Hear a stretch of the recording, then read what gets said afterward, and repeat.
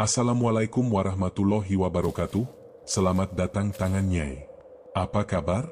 Semoga kalian semua selalu dalam keadaan sehat dan bahagia, ya. Sebelum lanjut, jangan lupa dukung kami dengan klik tombol subscribe dan komen hadir untuk absennya. Selamat menonton.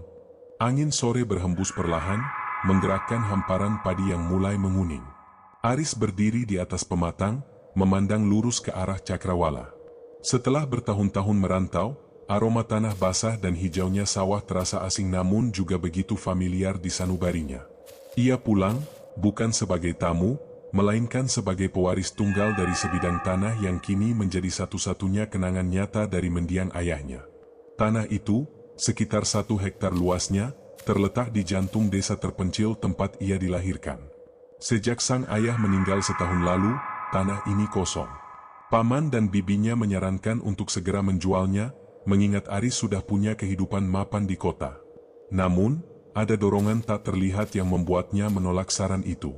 Ia ingin kembali, mengelola apa yang ditinggalkan ayahnya, dan mungkin, mencari jawaban atas bisikan-bisikan masa lalu yang selalu menghantuinya. Saat matahari mulai condong ke barat, bayangannya memanjang di antara barisan padi. Aris berjalan menyusuri pematang, langkahnya terhenti di sebuah gubuk reot yang terletak di sudut sawah, tepat di perbatasan tanahnya. Dari dalam gubuk, seorang pria tua dengan tubuh ringkih, rambut memutih acak-acakan, dan mata yang cekung, keluar. Pria itu menatap Aris dengan tatapan kosong, nyaris tanpa emosi. Aris, sudah lama tidak terlihat, suara serak itu memecah keheningan. "Pak Broto," sapa Aris sambil tersenyum ramah. Ia masih ingat pria itu, salah satu petani tertua di desa. Pak Broto dikenal sebagai sosok yang misterius dan penyendiri.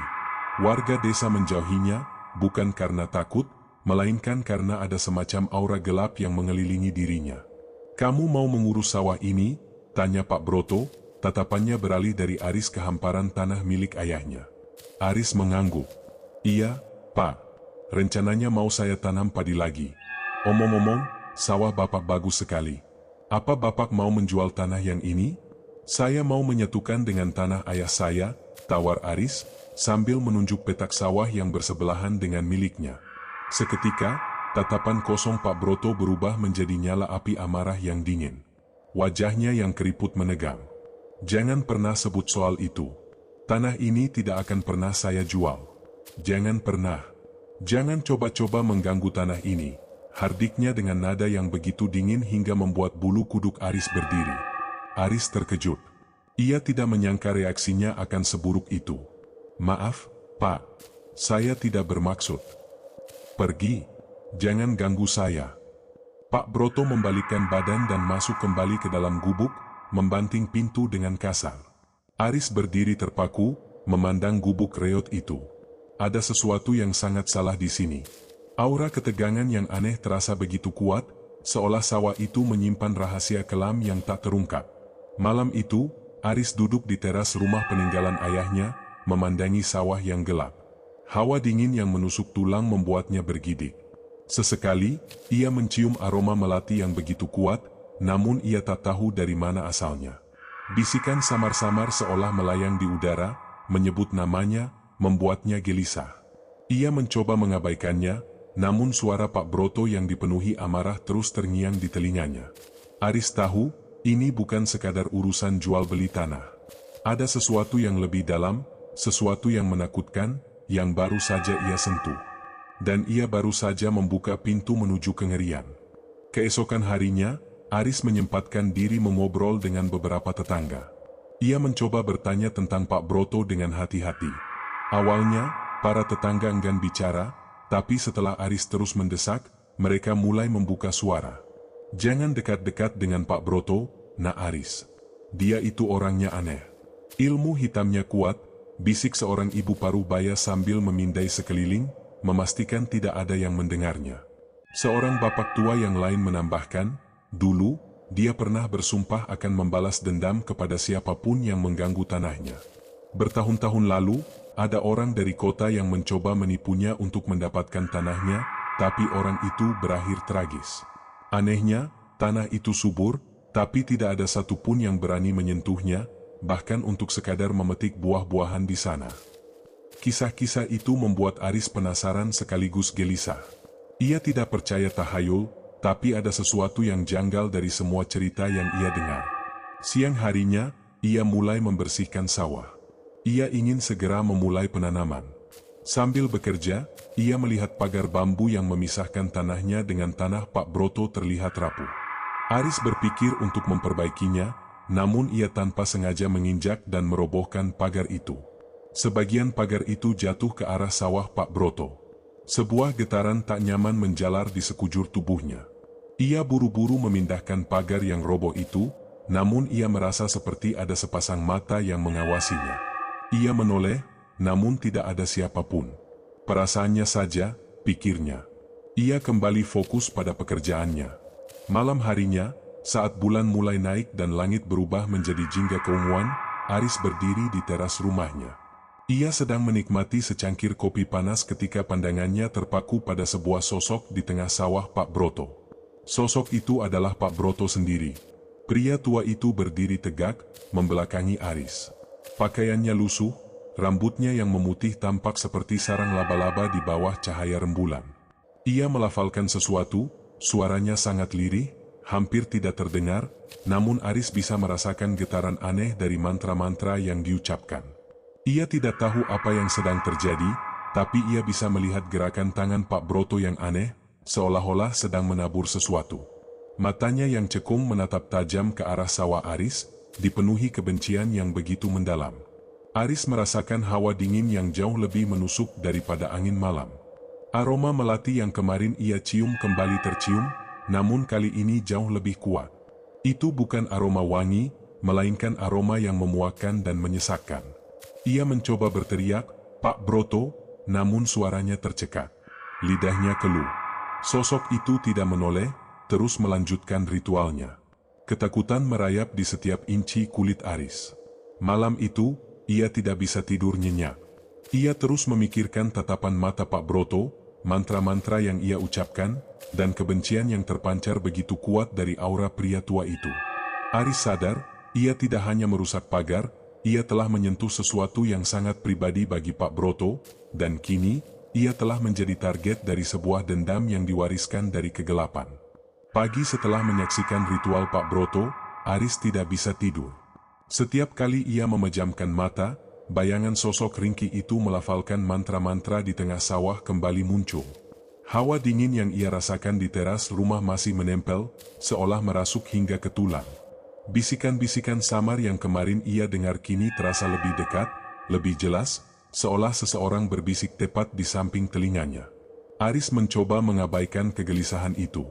Ia mencoba meyakinkan diri bahwa semua itu hanyalah halusinasi akibat kelelahan dan stres. Ia memulai harinya dengan sarapan sederhana, namun saat ia hendak mengambil sendok, sendok itu jatuh dengan sendirinya dari meja. Aris membeku. Ia yakin tidak menyentuhnya. Dengan gemetar, ia mengambil sendok itu dan kembali meletakkannya di meja. Kejadian aneh itu terus berulang. Sebuah gelas di dapur tiba-tiba retak tanpa sebab. Foto ayahnya yang terpajang di ruang tamu miring dengan aneh. Awalnya, Aris mencoba mencari penjelasan logis. Gelas retak mungkin karena perubahan suhu, dan foto miring karena getaran. Namun, hatinya tahu ada yang tidak beres. Kejadian-kejadian itu semakin intensif. Barang-barang kecil menghilang dari tempatnya, hanya untuk muncul kembali di lokasi yang tidak masuk akal. Kunci motornya yang ia letakkan di meja makan, tiba-tiba ditemukan di dalam pot bunga di teras. Pintu kamar mandi yang ia pastikan terkunci, tiba-tiba terbuka saat ia melewatinya. Ketakutan mulai menyelimuti Aris. Di malam hari, aroma melati yang memuakkan itu kembali. Kali ini, tidak hanya melati, tetapi juga aroma busuk yang pekat, seperti bangkai yang sudah berhari-hari. Aroma itu begitu kuat hingga membuat Aris mual. Ia mencari sumbernya di seluruh rumah, namun tidak menemukan apa-apa. Aroma itu seperti datang dari udara, merayap masuk ke setiap sudut ruangan. Bisikan-bisikan itu kini tidak lagi samar. Mereka kini terdengar jelas, memanggil namanya dengan nada mengejek. Aris, Aris, kembalikan, Aris. Bisikan itu datang dari berbagai arah, dari sudut gelap di kamar, dari bawah tempat tidur, dari balik lemari. Aris menutupi telinganya dengan kedua tangan, mencoba mengusir suara-suara itu, namun bisikan itu semakin keras, seolah menembus rongga otaknya. Pada suatu malam yang gelap gulita, di saat listrik padam karena badai, teror itu mencapai puncaknya. Aris sedang berbaring di tempat tidur, mencoba memejamkan mata, ketika ia mendengar suara langkah kaki di luar kamar. Langkah itu sangat pelan, menyeret, dan berhenti tepat di depan pintunya. Aris menahan napas. Ia mendengar suara ketukan di pintu 3 kali. Ketukannya sangat pelan, namun berirama. Ia tidak berani menjawab.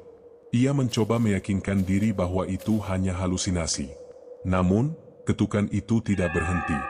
Ia terus berulang, semakin lama semakin cepat. Aris merasa jantungnya berdebar kencang. Tiba-tiba, suara derit pintu terdengar. Pintu kamar yang terkunci rapat itu terbuka dengan sendirinya, sangat perlahan, seolah ada tangan tak terlihat yang mendorongnya. Aris bangkit dari tempat tidur. Ia melihat bayangan hitam besar merayap masuk ke dalam kamarnya. Bayangan itu tidak memiliki bentuk yang jelas, namun Aris bisa merasakan kebencian yang begitu pekat memancar darinya. Bayangan itu bergerak ke arahnya, dan hawa dingin yang menusuk tulang membuat Aris nyaris pingsan. Dengan sekuat tenaga, Aris berteriak, dan bayangan itu menghilang. Ia menyalakan senter di ponselnya, namun kamarnya kembali kosong. Hatinya mencelos. Ia tidak bisa lagi menyangkalnya. Ini bukan halusinasi.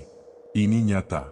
Keesokan harinya, dengan tubuh gemetar, Aris keluar dari rumah. Ia ingin mencari udara segar. Ia berjalan ke halaman depan, dan matanya tertuju pada sebuah benda kecil yang tergeletak di depan pintu. Benda itu adalah sebuah boneka. Boneka itu terbuat dari kain perca lusuh, dengan benang-benang yang dijahit asal-asalan membentuk wajah.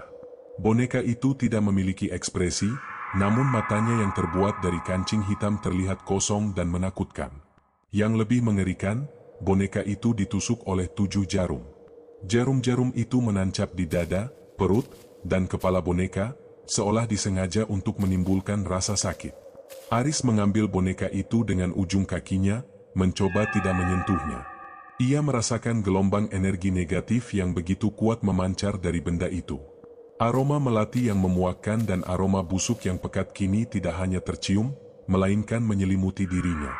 Aris tahu apa artinya ini. Ia pernah mendengar cerita-cerita tentang santet. Boneka ini adalah media, representasi dirinya. Jarum-jarum itu adalah wujud dari niat jahat yang ingin melukainya. Ia kini sadar, ia tidak sedang menghadapi masalah jual-beli tanah biasa. Ia sedang menghadapi kekuatan gelap yang sangat kuat, kekuatan yang didorong oleh dendam yang sudah mendarah daging. Ia menoleh ke arah gubuk Pak Broto. Ia melihat sosok pria tua itu berdiri di depan gubuknya, menatap lurus ke arahnya dengan senyum dingin yang mengerikan. Senyum itu tidak menjanjikan kebahagiaan, melainkan ancaman. Di mata Pak Broto, Aris melihat dendam yang membara, dendam yang siap membakar dirinya dan semua yang ia miliki. Dan Aris tahu, ini baru permulaan. Ia kini menjadi target utama dari sebuah dendam santet yang mengerikan. Rasa takut telah berubah menjadi kemarahan. Aris tidak bisa lagi tinggal diam. Ia merasa harga dirinya diinjak-injak oleh Pak Broto, dan ia memutuskan untuk berhadapan langsung dengannya, mencari penjelasan, dan menuntutnya untuk menghentikan semua teror gaib ini. Dengan jantung berdebar kencang, ia melangkahkan kakinya menuju gubuk reot Pak Broto. Saat ia sampai, ia melihat Pak Broto sedang duduk di teras gubuknya, mengisap rokok kretek. Asapnya mengepul, membentuk pola-pola aneh di udara. Pak Broto menatapnya, tanpa ekspresi. Aris berusaha mengumpulkan keberaniannya.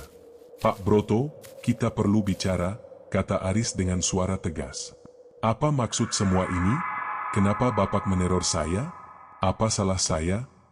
Pak Broto tidak menjawab. Ia hanya mengisap rokoknya, menatap Aris dengan mata yang kosong. Tatapan itu membuat Aris merinding, namun ia tidak mundur. Ia mengeluarkan boneka yang ia temukan di depan pintu rumahnya dan menunjukkannya kepada Pak Broto. "Ini apa, Pak? Bapak yang melakukan ini, kan?" tanya Aris, suaranya sedikit bergetar. Pak Broto tersenyum tipis. Senyum itu tidak menjangkau matanya. "Sudah saya bilang, "Jangan ganggu tanah ini," jawabnya dengan suara serak. "Kau melanggar sumpah. Dendam ini tidak akan berhenti sampai kau pergi dari sini." Aris merasa darahnya mendidih. "Ini bukan lagi soal tanah, Pak. Ini soal nyawa saya. Apa Bapak tidak punya hati? Kenapa dendam ini harus dilampiaskan kepada saya? Saya tidak tahu apa-apa tentang masa lalu. Kau adalah bagian dari mereka yang menjarah. Kau mewarisi karma mereka," bisik Pak Broto, suaranya kini dipenuhi kebencian yang memuncak. "Kau harus membayar harga yang pantas." Setelah itu, Pak Broto bangkit, berjalan masuk ke dalam gubuknya, dan membanting pintu. Aris berdiri membeku, tubuhnya gemetar. Ia tidak mendapatkan jawaban, hanya ancaman yang lebih mengerikan. Ia menyadari bahwa ia tidak bisa bernegosiasi dengan orang yang sudah buta oleh dendam. Aris kembali ke rumah dengan hati yang berat. Ia merasa tak berdaya. Ia menelepon paman dan bibinya, menceritakan semua kejadian aneh yang ia alami. Mereka terkejut dan menyarankan Aris untuk segera meninggalkan desa. Namun, Aris menolak. Ia tidak mau menyerah begitu saja. Ini adalah satu-satunya warisan dari ayahnya. Gangguan-gangguan gaib itu tidak hanya berhenti di rumah. Teror itu kini merambah ke sawah. Pagi-pagi sekali, Aris pergi ke sawah. Ia terkejut melihat pemandangan di hadapannya. Tanaman padi yang sudah ia rawat dengan sepenuh hati, yang seharusnya mulai tumbuh subur, kini layu dan mengering secara misterius. Daunnya menguning dan batang-batangnya layu seolah terbakar. Aris mendekat, mencoba memeriksa. Tidak ada hama atau penyakit yang terlihat. Sawahnya, yang bersebelahan dengan sawah Pak Broto yang begitu subur, terlihat kontras dan menyedihkan. Aris berjalan ke tengah sawah. Ia menemukan jejak kaki aneh yang mengelilingi sawahnya. Jejak itu bukan jejak kaki manusia, melainkan jejak kaki 3 jari yang besar dan aneh, seolah milik hewan purba. Jejak itu mengelilingi seluruh petak sawah, membentuk lingkaran, seolah-olah sawah itu telah dikunci oleh kekuatan jahat. Ia juga menemukan sisa-sisa sesajen dan kembang yang sudah layu di beberapa sudut sawahnya. Rasa putus asa mulai menggerogoti Aris. Ia telah berusaha keras, namun usahanya sia-sia. Setiap langkah yang ia ambil untuk memperbaiki sawahnya, selalu dibalas dengan teror yang lebih mengerikan. Di malam hari, ia melihat sosok bayangan hitam bergerak di antara tanaman padi yang layu, seolah menari-nari mengejek penderitaannya. Bisikan-bisikan itu kini tidak hanya memanggil namanya, tetapi juga menertawakannya. "Percuma, percuma, kau tidak akan pernah bisa, kembalikan." Pada puncaknya, teror itu mencapai klimaks saat Aris sedang membersihkan sawah. Ia merasakan hawa dingin yang menusuk dari belakangnya. Ia menoleh, dan melihat sosok Pak Broto berdiri di pematang sawah, dengan senyum yang mengerikan. Senyum itu bukan senyum manusia. Senyum itu terlihat seperti senyum iblis yang mengejek. Pak Broto mengangkat tangannya, seolah memberi isyarat kepada Aris untuk melihat ke bawah. Aris menuruti isyarat itu. Ia melihat genangan air di sawahnya berubah menjadi merah, seperti darah. Bau anyir darah memenuhi udara. Aris terkejut dan mundur beberapa langkah. Ia memandang ke arah sawah Pak Broto, dan melihat air di sana jernih. Aris mendongak kembali, dan Pak Broto sudah tidak ada. Ia kembali melihat genangan air di sawahnya, dan warnanya sudah kembali normal. Aris tahu, ia tidak berhalusinasi. Ini adalah peringatan, dan teror itu tidak akan berhenti. Ia harus mencari bantuan. Ia tidak bisa lagi menghadapi ini sendirian. Ia harus mencari tahu rahasia di balik dendam ini, dan mengakhirinya, sebelum terlambat. Dengan langkah gontai, Aris meninggalkan sawah. Ia kini sadar bahwa ia telah berada di tengah-tengah pertempuran gaib yang telah berlangsung selama puluhan tahun. Ia harus menemukan cara untuk mematahkan kutukan ini, atau ia akan menjadi korban berikutnya. Malam itu, ia tidak kembali ke rumah. Ia berjalan ke arah desa tetangga, ke sebuah tempat yang ia dengar bisa membantunya. Ia memutuskan untuk menemui seorang kiai yang terkenal bisa menangani hal-hal gaib. Ia tidak punya pilihan lain. Malam itu, Aris berjalan menelusuri jalan setapak yang gelap, hanya diterangi oleh cahaya rembulan tipis yang menembus celah-celah dedaunan. Ia merasa terasing dan sendirian, seolah seluruh desa menjauhinya, takut akan aura negatif yang kini menempel padanya. Pikirannya melayang, mengingat semua kejadian aneh yang ia alami, bisikan, aroma busuk, boneka santet, dan sawah yang layu. Semua itu terasa seperti mimpi buruk yang tidak pernah berakhir. Ia akhirnya sampai di sebuah rumah sederhana yang terletak di ujung desa.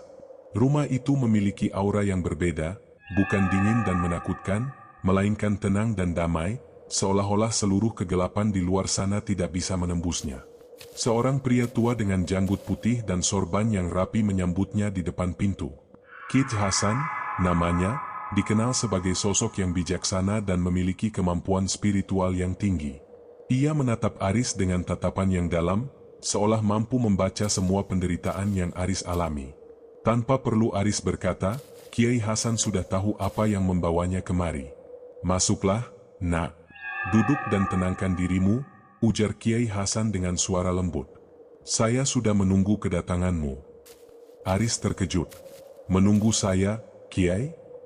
"Ya, kekuatan gelap yang mengikutimu sudah terasa sejak kau memasuki batas desa ini. Itu adalah energi yang sangat pekat, didorong oleh kebencian yang mendalam," jelas Kiai Hasan. "Ceritakanlah semua yang kau alami." Aris pun menceritakan semuanya, dari awal ia bertemu Pak Broto, permintaan pembelian tanah, hingga semua teror gaib yang ia alami. Ia menceritakan tentang boneka yang ditusuk jarum, bisikan-bisikan, hingga sawahnya yang layu dan genangan air yang berubah menjadi darah. Kiai Hasan mendengarkan dengan seksama, sesekali mengangguk, dan matanya tidak pernah lepas dari Aris. Setelah Aris selesai bercerita, Kiai Hasan menarik napas dalam-dalam. "Ini bukan santet biasa, nak. Ini adalah santet warisan, yang diturunkan dari generasi ke generasi. Kekuatan gaibnya tidak hanya didorong oleh dendam, tetapi juga oleh sebuah sumpah dan janji masa lalu." "Sumpah? Janji?" tanya Aris, bingung. Kiai Hasan mengangguk.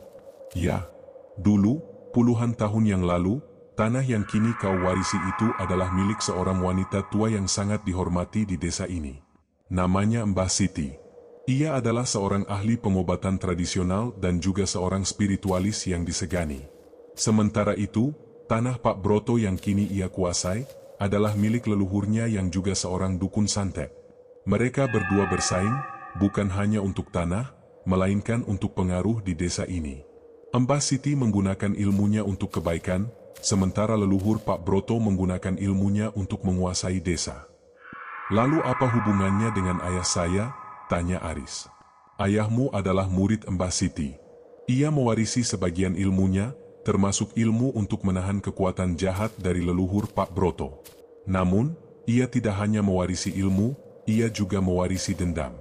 Leluhur Pak Broto menantang Mbah Siti untuk duel, dengan syarat yang kalah harus meninggalkan tanahnya. Namun, Mbah Siti tidak mau bertarung. Ia justru menyerahkan tanahnya kepada ayahmu dan meninggalkan desa ini. Leluhur Pak Broto menganggap ini sebagai penghinaan, dan bersumpah akan membalas dendam kepada siapapun yang mencoba merebut tanah Mbah Siti, yang kini menjadi tanahmu. Sumpah itu kini diwariskan kepada Pak Broto. Jadi, ayah saya tidak menjarah tanah itu? Ayah saya justru diberikan tanah itu oleh Mbah Siti?" Aris merasa lega, namun juga bingung. Benar. Dendam Pak Broto bukanlah kepada ayahmu, melainkan kepada Mbah Siti. Namun, karena ayahmu adalah pewarisnya, maka kau pun menjadi targetnya.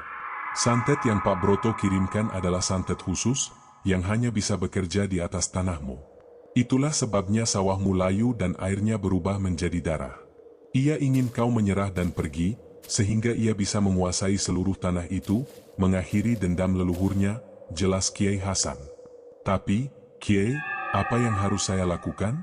Santet ini semakin kuat, dan saya tidak tahu harus berbuat apa," kata Aris, putus asa. Kiai Hasan tersenyum tipis. "Kau harus melawan. Jika kau lari, dendam ini akan terus mengikutimu. Ini bukan hanya tentang tanah, nak. Ini adalah pertempuran antara kebaikan dan kejahatan. Kau harus membersihkan tanahmu dari energi negatif yang telah disebarkan Pak Broto." Kiai Hasan kemudian berdiri, mengambil sebuah wadah dari lemari dan mengeluarkan sebuah amulet kecil yang terbuat dari kayu dan benang. Ini adalah warisan dari Mbah Siti. Ia menitipkannya kepadaku bertahun-tahun yang lalu, dan berpesan untuk memberikannya kepada keturunannya. Amulet ini tidak akan mematahkan santet, tetapi akan melindungimu dari energi negatif yang dikirimkan Pak Broto. Kekuatan santetnya tidak akan bisa merasuk ke dalam tubuhmu jika kau memakainya. Aris mengambil amulet itu dengan tangan gemetar. Ia merasakan kehangatan yang menjalar ke seluruh tubuhnya.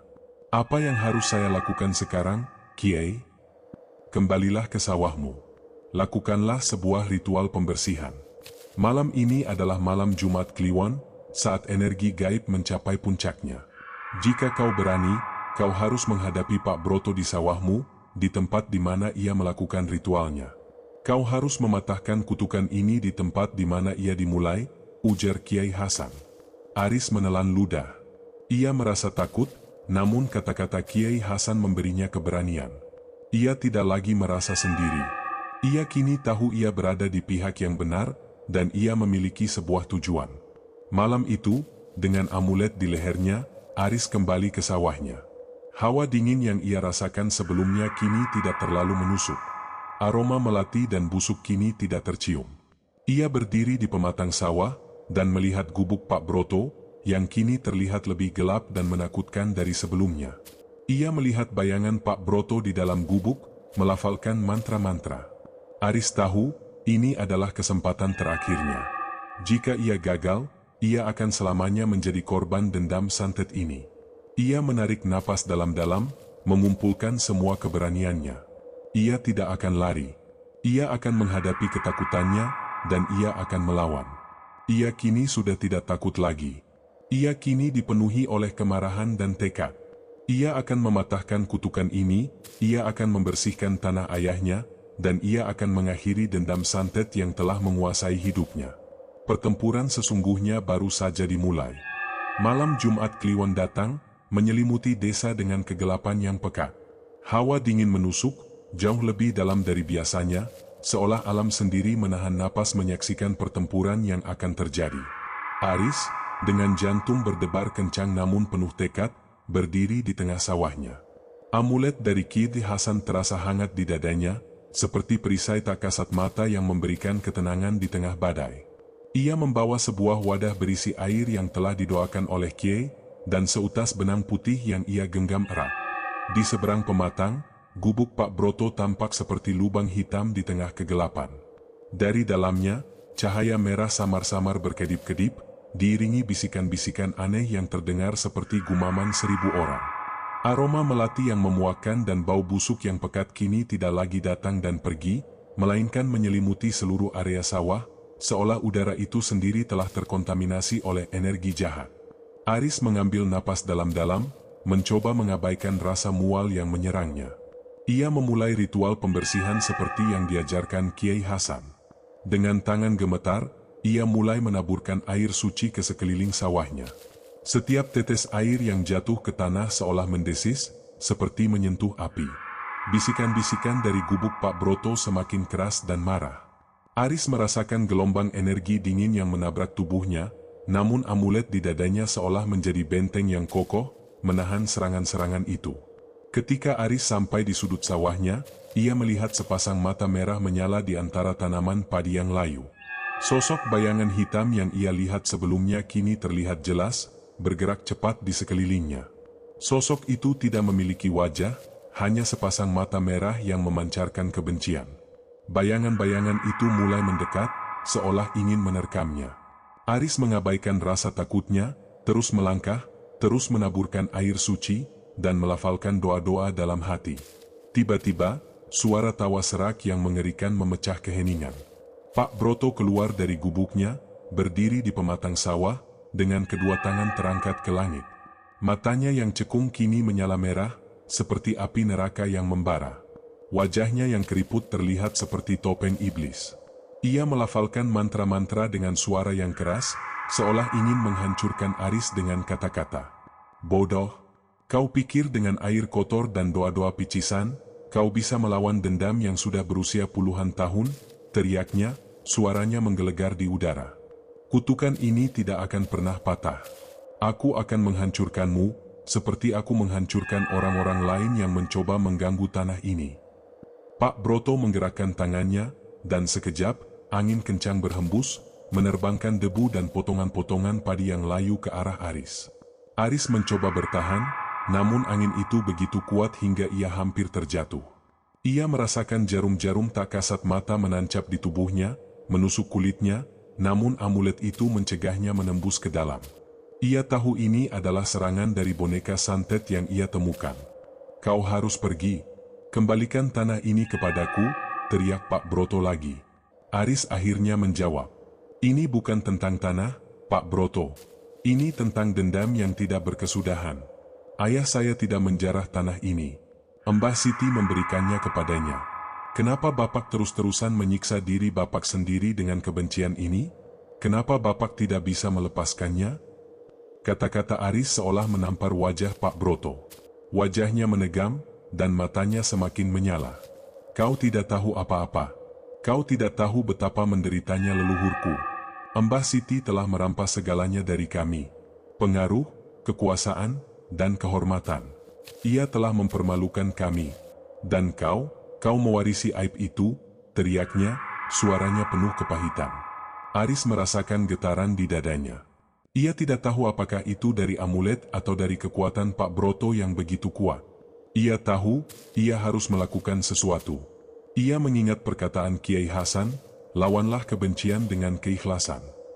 Aris mengangkat benang putih di tangannya. Ia tahu, ini adalah kunci untuk mematahkan kutukan itu. Dengan sekuat tenaga, Aris mulai melafalkan sebuah mantra yang Kiai Hasan ajarkan kepadanya. Sebuah mantra yang menggabungkan doa-doa kebaikan dan kekuatan alam. Suaranya terdengar lembut, namun juga sangat kuat. Ia mulai mengikat benang putih itu ke setiap sudut sawahnya, membentangkan benang-benang itu melintasi petak-petak padi yang layu, seolah-olah sedang menjahit kembali sawahnya.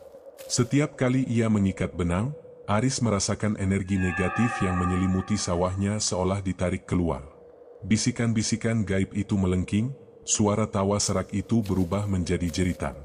Bayangan-bayangan hitam yang mengelilinginya mundur, menjauh, seolah terbakar oleh cahaya tak kasat mata yang dipancarkan oleh Aris. Pak Broto, yang melihat ritual Aris, tampak terkejut. Ia tidak menyangka Aris bisa melawan. Ia memusatkan seluruh kekuatannya, mengirimkan gelombang energi jahat yang begitu pekat ke arah Aris. Tanah di bawah kaki Aris bergetar, angin semakin kencang, dan aroma busuk itu kini tak tertahankan. Aris terjatuh, namun ia bangkit kembali, terus mengikat benang, terus melafalkan mantra. Saat ia selesai mengikat benang di seluruh sawahnya, ia berdiri di tengah-tengah petak. Cahaya putih yang lembut memancar dari benang-benang itu, membentuk jaring-jaring yang indah, menyelimuti sawahnya. Air yang telah ia taburkan ke tanah seolah bersinar, dan tanaman-tanaman padi yang layu, perlahan, mulai hidup kembali. Daun-daunnya yang menguning kembali hijau, dan batang-batangnya kembali tegak. Pak Broto, yang menyaksikan semua ini, berteriak marah. Ia melangkah maju, ingin menyerang Aris secara langsung. Namun, saat ia melangkah masuk ke dalam batas sawah Aris, ia seolah menabrak sebuah dinding tak terlihat. Energi putih dari benang itu seolah membakar tubuhnya. Ia berteriak kesakitan, dan jatuh terduduk di tanah. Aura kegelapan yang menyelimutinya perlahan-lahan menghilang, seperti asap yang diterbangkan angin. Matanya yang merah padam, kembali menjadi mata cekung yang kosong. Ia kini terlihat seperti seorang kakek tua yang ringkih, lelah, dan kalah. Aris, yang kini berdiri di tengah sawahnya yang kembali subur, merasa napasnya lega. Semua rasa dingin, aroma busuk, dan bisikan-bisikan itu menghilang. Sawahnya, yang tadi malam terlihat menyedihkan, kini terlihat damai dan indah. Aris memandang Pak Broto yang tergeletak di pematang sawah. Ia merasa kasihan, namun juga tahu bahwa ia tidak punya pilihan. Aris berjalan perlahan ke arah Pak Broto. Pria tua itu kini terlihat tak berdaya. Aris mengulurkan tangannya. "Pak Broto, sudah selesai. Dendam ini sudah berakhir." Pak Broto menatapnya dengan tatapan kosong. "Kutukan itu sudah patah?" tanyanya dengan suara yang sangat lirih. "Ya, Pak. Sudah patah," jawab Aris. "Sudah waktunya Bapak berdamai dengan diri sendiri." Pak Broto hanya bisa mengangguk pelan, air mata menetes dari matanya yang keriput. Ia terlihat seperti seseorang yang baru saja terbangun dari mimpi buruk yang panjang. Aris membantu Pak Broto berdiri.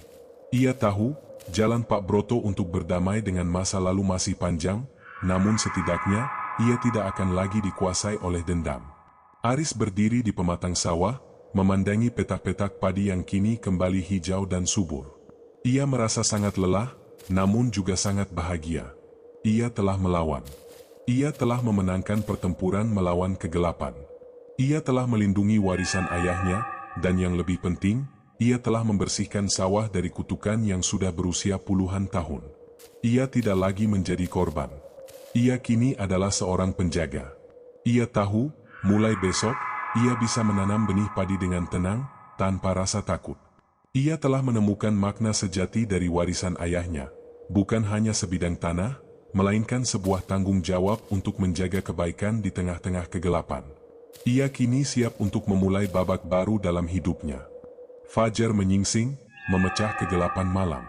Cahaya keemasan mulai menyentuh puncak-puncak pohon kelapa, memberikan kehangatan yang lembut di udara pagi. Aris, yang semalaman berjaga, kini duduk di gubuk Pak Broto, yang kini tampak lebih lapang dan bersih dari kesan kumuh sebelumnya. Ia telah membersihkan gubuk itu dengan sisa air suci yang ia bawa. Di depannya, Pak Broto duduk bersila, memandang lurus ke hamparan sawahnya yang kembali subur. Tatapannya kini tenang, tanpa jejak amarah atau kebencian yang dulu menyala. Ia terlihat sangat lelah, seolah beban puluhan tahun telah terangkat dari bahunya. "Terima kasih, Nak Aris," bisik Pak Broto, suaranya kembali normal, tidak lagi serak dan mengerikan.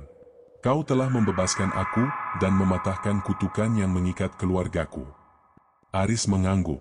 "Saya tidak tahu harus berkata apa, Pak. Saya hanya melakukan apa yang benar." "Kau tidak tahu apa yang telah kau lakukan," kata Pak Broto, suaranya penuh sesal. Ia kemudian mulai menceritakan kisah yang jauh lebih kelam dari apa yang Ki Hasan ceritakan.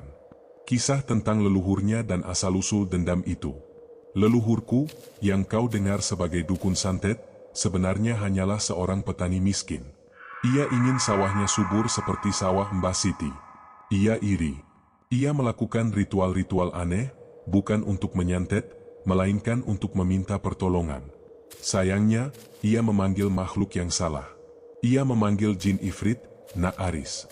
Salah satu jin yang paling kuat dan kejam." Aris terkejut, napasnya tertahan. "Jin ifrit?" "Ya," Pak Broto mengangguk. "Jin itu menawarkan kesepakatan. Kesepakatan untuk menguasai seluruh sawah ini. Leluhurku menerima. Sejak itu, sawah kami menjadi sangat subur, dan kami mendapatkan kekayaan. Tapi, ada harga yang harus dibayar. Jin itu meminta tumbal, ia akan menguasai pikiran dan jiwa kami, dan kami harus menjadi wadahnya, menyebarkan dendamnya kepada siapapun yang mencoba mendekat atau mengganggu tanah ini. Mbah Siti mencoba membantu leluhurku. Ia tahu jin itu adalah makhluk jahat, dan ia ingin mengusirnya. Tapi ia tidak bisa. Kekuatan jin itu terlalu besar. Mbah Siti tidak lari, Nak Aris. Ia tahu bahwa satu-satunya cara untuk mengalahkan jin itu adalah dengan menjebaknya di tanah itu. Mbah Siti menciptakan sebuah segel yang kuat, dan memohon kepada ayahmu, murid terbaiknya, untuk menjaga segel itu.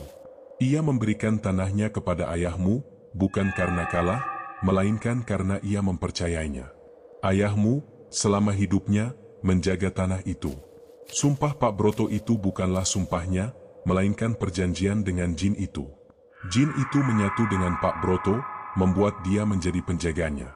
Setiap kali ada yang mencoba masuk, jin itu akan melakukan santet, bukan untuk mengusir, melainkan untuk menyingkirkan semua orang yang bisa membebaskannya.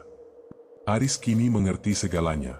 Ia tidak hanya melawan Pak Broto, tetapi juga jin ifrit yang telah bersemayam di tanah itu selama puluhan tahun. Ia tidak hanya mematahkan kutukan, ia juga telah membebaskan makhluk yang sangat kuat dan berbahaya. Dengan mematahkan sumpah itu, kau telah melepaskan jin ifrit itu, bisik Pak Broto, matanya memancarkan ketakutan. Jin itu kini bebas, Nak. Ia akan datang. Dan ia akan jauh lebih kuat dan lebih menakutkan dari apapun yang pernah kau hadapi. Seketika, Aris merasakan perubahan drastis di sekelilingnya. Langit pagi yang tadinya cerah, kini diselimuti awan hitam yang tebal, seolah-olah matahari telah dicuri dari langit. Angin sejuk pagi berganti menjadi hembusan dingin yang mengerikan. Dari dalam sawah, Aris mendengar suara-suara yang aneh. Bukan lagi bisikan, tetapi tawa yang menggelegar, suara tangisan yang menyayat, dan jeritan-jeritan yang membuat bulu kuduk berdiri. Tanaman padi yang tadi pagi kembali subur, kini mulai layu lagi, lebih cepat dari sebelumnya. Daun-daunnya berubah menjadi hitam, dan batang-batangnya mengering, berkerut seperti tangan-tangan yang mencekik. Aris melihat, di atas gubuk Pak Broto, sebuah awan hitam pekat, berbentuk seperti wajah iblis yang sedang tertawa. Ia tahu, jin itu sedang mengamati mereka. "Kita harus pergi, Nak Aris," teriak Pak Broto, suaranya gemetar. "Ia akan menghancurkan kita. Ia telah terbebaskan." "Tidak," jawab Aris tegas. Ia memegang amulet di lehernya. Ia tidak akan lari. Ia telah memutuskan untuk menjadi penjaga warisan ayahnya. Ia telah memutuskan untuk melawan. Kita tidak bisa lari. Ia akan menemukan kita dimanapun. Kita harus melawannya. Kau sudah bebas, Pak. Sekarang, bantu aku. Pak Broto, yang kini tidak lagi buta oleh dendam, melihat keteguhan hati Aris. Ia mengangguk. "Baiklah. Tapi kau tidak akan bisa melawannya dengan air suci atau benang. Ia adalah makhluk yang sangat kuat. Ia tidak bisa dihancurkan dengan cara-cara biasa. Kau harus mengalahkannya dengan kekuatan yang sama kuatnya." "Apa maksud Bapak?" tanya Aris. "Ayahmu tidak hanya menjaga tanah itu. Ia juga mewarisi ilmu batin dari Mbah Siti, ilmu untuk menyalurkan energi suci ke dalam dirinya. Ilmu itu adalah kunci untuk mengalahkan jin itu. Setiap kali ayahmu menabur benih, atau setiap kali ia memanen, ia sebenarnya sedang menguatkan segel yang menjebak jin itu. Ilmu itu ada di dalam dirimu, Nak Aris. Ayahmu mewariskannya kepadamu saat ia menyerahkan tanah ini. Kau harus membangkitkan ilmu itu." Aris menelan ludah. Ia tidak pernah berpikir bahwa ia memiliki kekuatan gaib. Ia hanya seorang pria biasa dari kota. Namun, ia juga ingat bisikan-bisikan aneh yang selalu menghantuinya, dan kekuatan yang ia rasakan saat ia menaburkan air suci. Mungkin, itu adalah pertanda. Tiba-tiba, tanah di bawah kaki mereka bergetar hebat. Retakan-retakan besar mulai muncul di tanah, dan dari dalam retakan itu, muncul asap hitam pekat yang berbau busuk. Aroma itu jauh lebih pekat dari sebelumnya. Aroma itu seperti daging busuk yang dicampur dengan sulfur. Dari asap itu, terdengar suara-suara yang mengerikan, suara-suara ribuan orang yang sedang menjerit kesakitan. "Ia sedang marah," teriak Pak Broto. "Ia sedang mencoba menguasai alam sekitar. Kita harus menghentikannya." Aris memejamkan mata, mencoba berkonsentrasi. Ia mencoba merasakan energi yang ada di dalam dirinya, energi yang Kiai Hasan sebut sebagai ilmu batin. Ia membayangkan ayahnya, membayangkan sosok Kiai Hasan, dan membayangkan Mbah Siti. Ia mencoba mengingat setiap kata dari mantra yang Kiai Hasan ajarkan kepadanya, dan ia mulai melafalkannya dalam hati. Di seberang sawah, sosok jin ifrit mulai terbentuk dari asap hitam. Sosok itu sangat besar, lebih tinggi dari pohon kelapa, dengan mata merah yang menyala, dan tubuh yang diselimuti oleh api hitam. Jin itu tertawa, suara tawanya membuat gendang telinga Aris nyaris pecah. "Bodoh, kau pikir kau bisa melawanku? Aku telah ada di sini jauh sebelum kau lahir. Aku adalah penguasa tanah ini. Dan sekarang, aku akan menghancurkanmu dan mengambil apa yang seharusnya menjadi milikku." Jin itu mengangkat tangannya, dan awan hitam di atas mereka mulai berputar, membentuk sebuah pusaran besar. Dari dalam pusaran itu, petir-petir hitam mulai menyambar, menyerang Aris dan Pak Broto. Mereka berdua melompat, menghindari sambaran-sambaran petir itu. "Nak Aris, keluarkan kekuatanmu. Sekarang juga," teriak Pak Broto. Aris memejamkan mata. Ia merasakan kehangatan yang menjalar dari dadanya, dari amulet yang ia kenakan. Ia menarik energi itu, memusatkannya di telapak tangannya.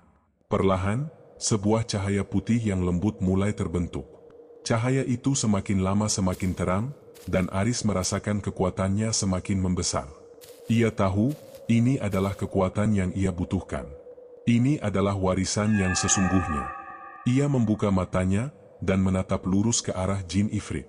Ia mengangkat tangannya, mengarahkan cahaya putih itu ke arah Jin.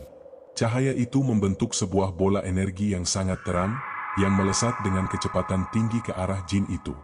Jin itu berteriak marah, ia mencoba menangkis serangan itu, namun ia tidak bisa. Bola cahaya itu menabraknya, dan Jin itu menjerit kesakitan. Jin Ifrit itu terlempar ke belakang, dan tubuhnya yang terbuat dari asap hitam mulai hancur. Namun, ia tidak menyerah. Ia kembali berdiri, dan wajahnya kini terlihat lebih marah dari sebelumnya. "Kau, makhluk fana. Kau pikir kau bisa menghancurkanku?" teriaknya, suaranya bergetar. "Aku tidak akan lari.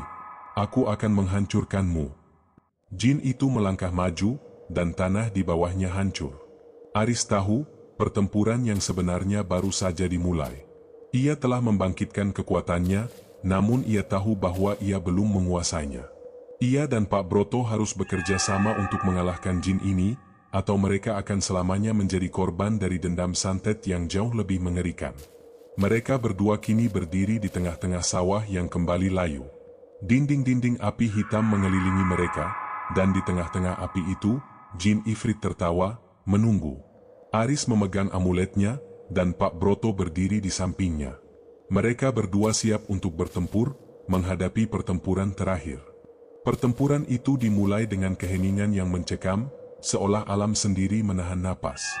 Jin Ifrit, dengan tubuhnya yang besar dan terbuat dari asap hitam, melangkah maju. Setiap langkahnya membuat tanah bergetar hebat, retakan semakin lebar, dan uap busuk keluar dari perut bumi. Matanya yang merah menyala menatap Aris dan Pak Broto dengan penuh penghinaan. Sementara itu, Aris berdiri tegak, memancarkan cahaya putih lembut dari dalam dirinya, dari amulet yang kini terasa berdenyut-denyut. Pak Broto berada di sisinya, wajahnya pucat, tapi matanya penuh kewaspadaan. "Kau telah menghancurkan sangkarku," suara Jin Ifrit menggelegar, lebih menakutkan dari petir. "Dan sekarang, kau akan membayar dengan nyawamu." Jin itu mengangkat kedua tangannya. Tanah di bawah kaki Aris dan Pak Broto tiba-tiba meledak, menembakkan serpihan-serpihan lumpur yang tajam. Aris tidak punya waktu untuk menghindar. Dengan insting yang murni, ia mengangkat tangannya, dan perisai cahaya putih yang kuat terbentuk di depannya, menahan semua serpihan itu. Perisai itu bergetar, namun tetap kokoh. "Kau pikir kau bisa melawanku, anak fana?" ejek Jin Ifrit, suaranya dipenuhi tawa. "Aku sudah melihat yang lebih kuat darimu mencoba, dan mereka semua gagal." "Kau tidak tahu apa-apa tentang kami," teriak Aris. "Ini bukan tentang kekuatan. Ini tentang melindungi apa yang benar." "Omong kosong." Jin itu berteriak, dan sebuah pusaran angin hitam yang dipenuhi dengan potongan-potongan padi yang layu dan kerikil tajam berputar di sekitar Aris dan Pak Broto. Angin itu menderu, mencoba memecahkan perisai cahaya Aris. Aris merasakan tubuhnya lemas, energinya terkuras, namun ia tidak menyerah. Ia melihat wajah Pak Broto, yang kini menatapnya dengan kekaguman. "Ingat, Nak Aris," teriak Pak Broto. "Kekuatan kita tidak datang dari luar, tetapi dari dalam. Dari ketulusan hati kita. Gunakan itu untuk menghancurkan kejahatan." Aris memejamkan matanya, mengabaikan suara angin yang menderu dan tawa Jin yang mengejek. Ia mencoba mencari ketenangan di dalam badai. Ia membayangkan sawah yang subur, membayangkan ayahnya, membayangkan Kiai Hasan, dan ia membayangkan Mbah Siti. Ia menyalurkan semua ketulusan dan tekad di hatinya ke telapak tangannya. Amulet di lehernya memancarkan cahaya yang jauh lebih terang, dan perisai cahaya di depannya menjadi semakin kuat. Pusaran angin Jin itu berangsur-angsur melemah, hingga akhirnya menghilang. Jin Ifrit terkejut. Ia tidak menyangka serangan itu bisa dipatahkan. Ia menjadi marah. Aku akan membuatmu menyesal," teriaknya. Jin itu mengangkat tangannya, dan sekejap, ilusi-ilusi mengerikan mulai muncul di sekeliling Aris. Ia melihat sosok-sosok yang ia cintai, ayahnya, paman dan bibinya, semua terlihat menderita. Mereka menjerit, memanggil-manggil namanya, menuduhnya telah membawa kehancuran. "Ini semua salahmu. Kau yang membuat kami menderita," teriak sosok ayah Aris. "Kenapa kau harus kembali? Kenapa kau tidak dengarkan kami?" teriak paman dan bibinya. Aris merasakan jantungnya hancur. Ia tidak tahu mana yang nyata dan mana yang tidak. Namun, ia teringat kata-kata Kiai Hasan, "Jin akan menyerang akalmu, bukan hanya tubuhmu." Aris mengambil napas dalam-dalam, dan ia merasakan amuletnya berdenyut, memberinya kekuatan untuk melihat ilusi itu. Ia tahu, semua itu hanya kebohongan. "Pergilah," teriak Aris. "Aku tahu ini semua hanya kebohongan. Kau tidak akan bisa menguasaiku." Aris menyalurkan energi sucinya ke dalam ilusi itu. Seketika, sosok-sosok mengerikan itu menjerit dan menghilang. Wajah Jin Ifrit yang tadinya penuh ejekan, kini terlihat bingung. Ia tidak menyangka Aris bisa melihat melalui tipuannya.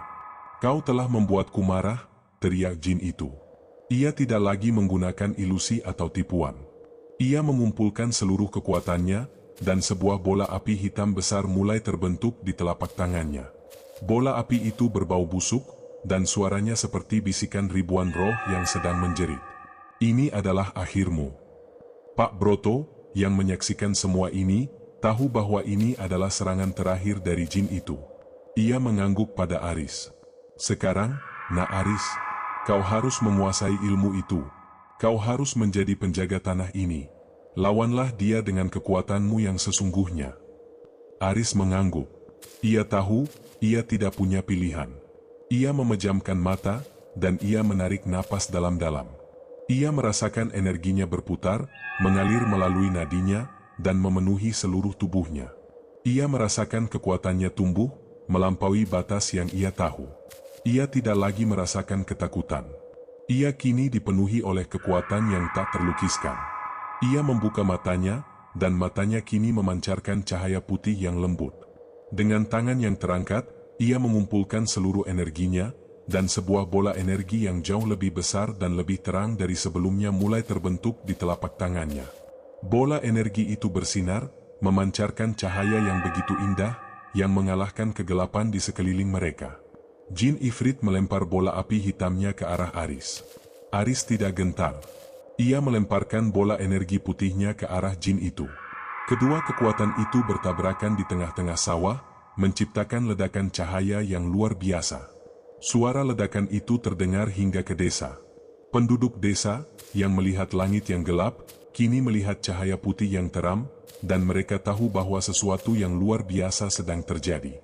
Aris dan Jin Ifrit saling beradu kekuatan. Aris, dengan kekuatan yang didorong oleh ketulusan dan keikhlasan, melawan Jin yang didorong oleh kebencian dan dendam. Aris merasakan energinya terkuras, namun ia tahu ia harus terus berjuang. Ia membayangkan setiap benih yang ia tanam, setiap doa yang ia lafalkan, dan ia mengalirkan semua itu ke dalam bola energinya. Bola energi putihnya mulai mendesak bola api hitam jin itu. Jin itu berteriak kesakitan, ia tidak menyangka Aris bisa melawannya. Ia mencoba melawan, namun ia tidak bisa. Ia merasakan kekuatan yang jauh lebih kuat dari apapun yang pernah ia hadapi. Kekuatan yang tidak bisa ia taklukkan. Kekuatan cinta dan kebaikan. Bola api hitam itu menyusut, hingga akhirnya menghilang. Bola energi putih Aris melesat dengan kecepatan tinggi, menembus tubuh Jin Ifrit. Jin itu menjerit, sebuah jeritan yang memecah langit, suara yang begitu mengerikan hingga Aris harus menutup telinganya. Tubuh Jin itu hancur, menjadi asap hitam yang menghilang ke langit, dan akhirnya menghilang. Sawah itu kembali tenang. Langit yang tadinya gelap, kini kembali cerah. Matahari pagi kembali menyinari sawah. Tanaman padi yang tadi pagi layu, kini kembali subur, bahkan lebih hijau dari sebelumnya. Retakan-retakan di tanah menghilang, dan aroma busuk berganti menjadi aroma tanah basah yang segar. Aris terjatuh ke tanah, napasnya terengah-engah. Ia merasa tubuhnya sangat lelah, namun hatinya dipenuhi kedamaian. Ia melihat Pak Broto, yang kini berlari ke arahnya. Wajah Pak Broto dipenuhi air mata. Ia memeluk Aris. "Kau telah melakukannya, Nak Aris," bisiknya. "Kau telah membebaskan kami semua. kau telah mengakhiri dendam ini. Aris tersenyum. Ia menatap sawah di depannya. Ia kini tahu mengapa ayahnya sangat mencintai tanah ini. Tanah ini bukan hanya sebidang lahan, melainkan sebuah tanggung jawab. Tanggung jawab untuk menjaga keseimbangan antara kebaikan dan kejahatan. Ia kini adalah penjaga tanah yang sesungguhnya. Keesokan harinya, penduduk desa yang melihat Aris dan Pak Broto bekerja di sawah, merasa heran. Mereka melihat sawah Aris yang begitu subur, dan mereka melihat Pak Broto yang kini tidak lagi terlihat aneh dan menakutkan, melainkan terlihat damai. Mereka tidak tahu apa yang terjadi, namun mereka tahu, sesuatu yang luar biasa telah terjadi di desa itu. Aris dan Pak Broto kini bekerja sama di sawah. Mereka menabur benih, merawat tanaman, dan mereka selalu berbicara. Pak Broto menceritakan semua cerita masa lalu, tentang ayahnya, tentang Mbah Siti, dan tentang Jin Ifrit.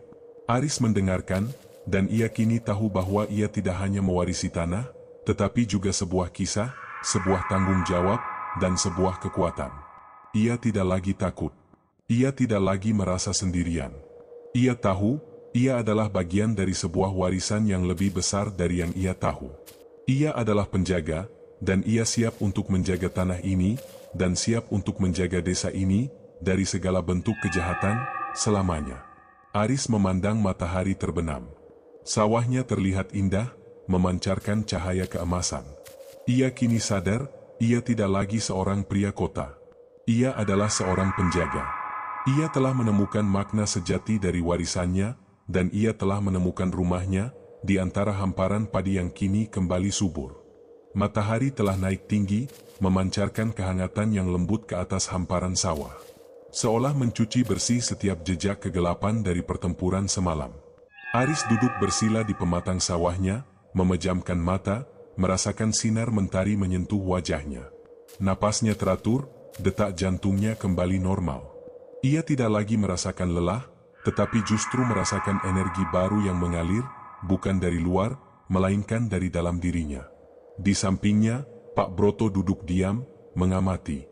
Pria tua itu tampak damai, seolah-olah ia baru saja terbangun dari mimpi buruk panjang yang telah mengikatnya selama puluhan tahun.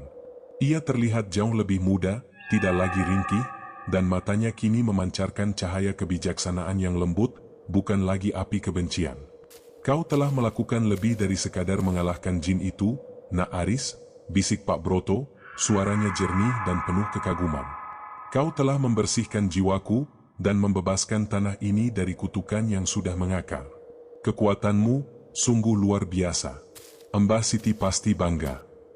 Aris tersenyum tipis, membuka matanya. Pandangannya jatuh pada amulet yang melingkar di lehernya.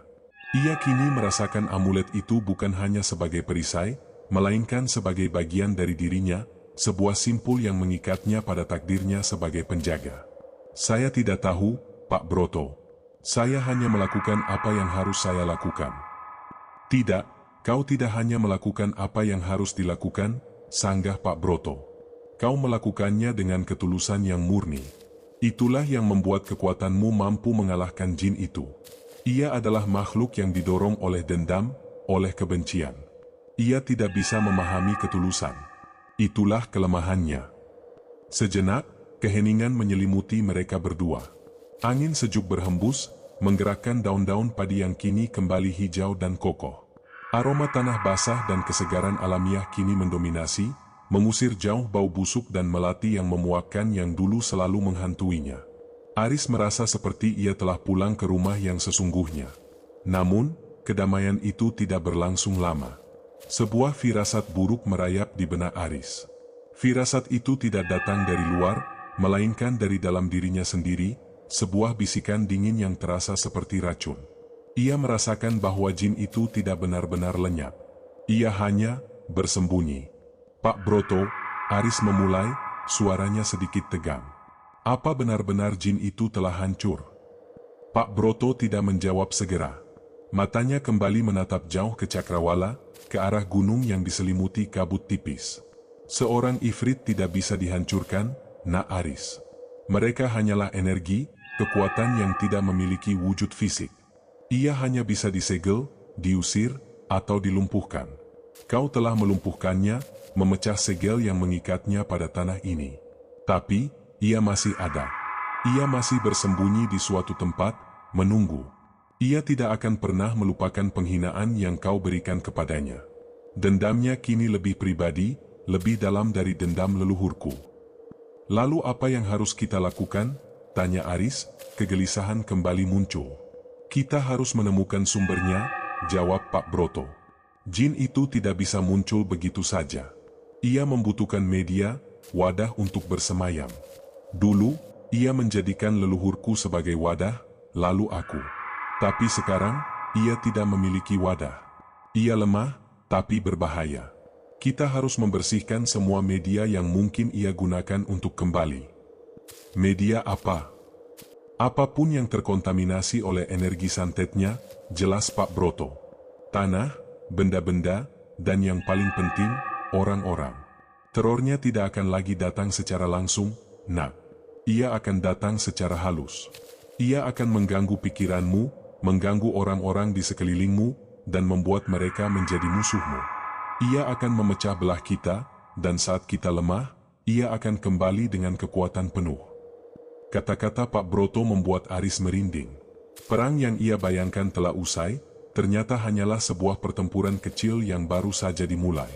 Musuhnya kini jauh lebih licik, lebih berbahaya, dan tidak bisa dihadapi dengan kekuatan fisik. Beberapa hari berikutnya, hidup di desa kembali normal. Para tetangga yang dulu menjauhinya, kini mulai mendekat. Mereka bertanya, terheran-heran mengapa sawah Aris kini begitu subur. Pak Broto, yang kini tidak lagi dihindari, menceritakan keajaiban yang terjadi, namun ia tidak menceritakan tentang jin atau santet. Ia hanya mengatakan bahwa Aris telah membersihkan sawah dari hal-hal negatif. Penduduk desa percaya. Mereka kini menghormati Aris, memanggilnya sebagai penjaga sawah. Namun, di balik kehangatan itu, Aris mulai merasakan gangguan-gangguan kecil. Awalnya, ia mengabaikannya. Sebuah bayangan yang lewat di sudut matanya. Sebuah bisikan yang samar-samar memanggil namanya dari keramaian pasar. Aroma busuk yang datang dan pergi dalam sekejap. Ia tahu, jin itu sedang mengawasinya. Pak Broto, saya merasakan kehadirannya, kata Aris suatu sore, saat mereka sedang membersihkan parit. Ia tidak lagi menyerang, tapi ia ada di mana-mana. Ia seperti bayangan yang mengikuti saya. Pak Broto mengangguk. Itu adalah bagian dari strateginya, Nak Aris. Ia ingin menggerogoti jiwamu, membuatmu gila. Jangan biarkan ia menguasai pikiranmu. Semakin kau takut, semakin kuat ia. Abaikan dia. Namun, mengabaikannya tidaklah mudah. Suatu malam, Aris menelepon paman dan bibinya. Mereka sangat senang mendengar kabarnya, dan berencana untuk mengunjunginya. Namun, saat Aris menceritakan tentang keindahan sawah, suara di ujung telepon tiba-tiba berubah. Suara paman Aris terdengar dingin, penuh kebencian. Kau telah membuat kami khawatir. Kau menipu kami. Kau bilang akan menjual tanah itu, tapi kau malah tinggal di sana. Kami tidak akan pernah datang ke sana. Tanah itu adalah kutukan. Aris membeku. Ia tahu itu bukan paman dan bibinya yang asli. Suara itu terasa dingin, dipenuhi dengan kebencian yang sama persis dengan yang ia rasakan dari Pak Broto dulu. Aris menghela napas. Saya tahu ini bukan paman saya. Pergilah, kau tidak akan bisa menipuku. Seketika, suara di ujung telepon menghilang, digantikan oleh suara statis. Aris mematikan telepon. Hatinya berdebar. Jin itu tidak hanya mengganggu dirinya, ia juga mencoba memecah belah hubungannya dengan orang-orang terdekatnya. Ia mencoba membuat Aris merasa sendirian dan tak berdaya. Keesokan harinya, ia menceritakan kejadian itu pada Pak Broto. Pak Broto tidak terkejut. Ia telah mempelajari kelemahanmu, nak. Ia tahu kau tidak takut padanya. Jadi ia akan menyerang orang-orang yang kau cintai. Ia akan menggunakan mereka sebagai wadah untuk menyebarkan dendamnya. Lalu apa yang harus kita lakukan? Tanya Aris. Kita harus melakukan ritual pembersihan yang lebih dalam, jawab Pak Broto. Bukan hanya untuk sawah, tapi untuk seluruh desa ini. Kita harus mengusir jin itu dari desa kita, dan mengembalikan kedamaian. Tapi ritual ini membutuhkan sesuatu yang lebih dari sekadar mantra atau doa. Ini membutuhkan sebuah pengorbanan. Kata pengorbanan itu membuat Aris terkejut. Pengorbanan apa? Kau harus membangkitkan ilmu yang sesungguhnya, jawab Pak Broto. Ilmu yang diwariskan ayahnya kepadamu. Ilmu itu tidak hanya digunakan untuk melawan, tapi juga untuk menyembuhkan. Ayahmu dan Mbah Siti menggunakan ilmu itu untuk menyembuhkan orang-orang yang terkena penyakit.